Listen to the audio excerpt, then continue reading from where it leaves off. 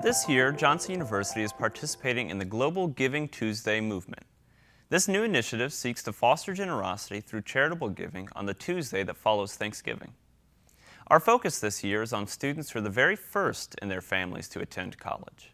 Johnson University has over 200 first-generation college students. Many of these students experience unique financial challenges, and we are dedicated to helping them attend and succeed in college.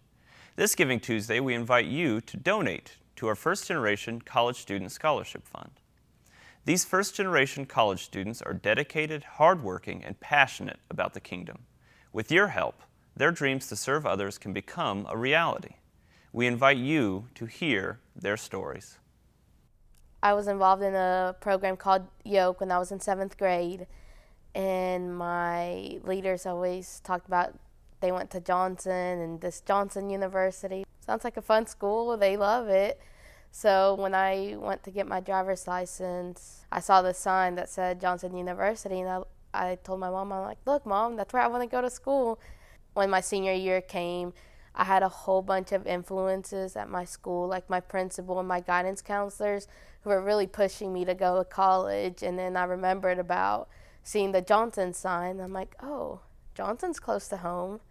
Johnson's, maybe will help me out. I don't know. They got a email about a scholarship from Centro Hispano, which is a Hispanic center, who was willing to give out scholarships for DACA students.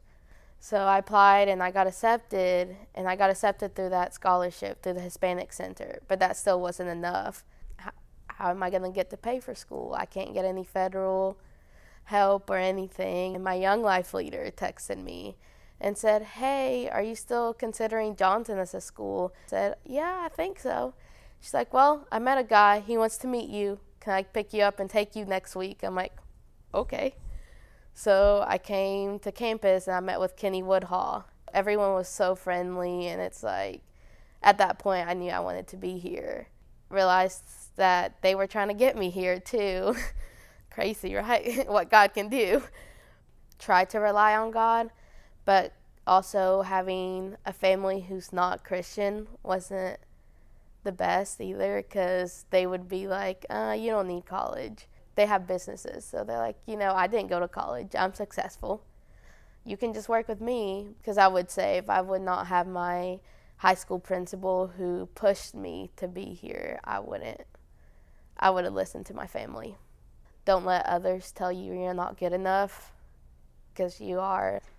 So I guess what I see myself doing in the future as of now is working for a nonprofit, more specifically Urban Kids. That's where my heart is right now, and just showing them love and letting them know they're worth something. Well, initially I was at work and I had a faith question, and I asked God, how can it be possible that someone say that they're in faith, they're trusting and believing you for something, and they never receive a manifestation of that? His answer to me was that it's not possible. It's not possible to truly live by faith and not receive a manifestation. There were certain things that I was praying and asking God for wisdom and direction pertaining to my family, my children, my job. And He made it clear to me He wanted me to become educated and equipped to go to another level of service. Well, some of the challenges that I have faced has been the fact that I'm an older student.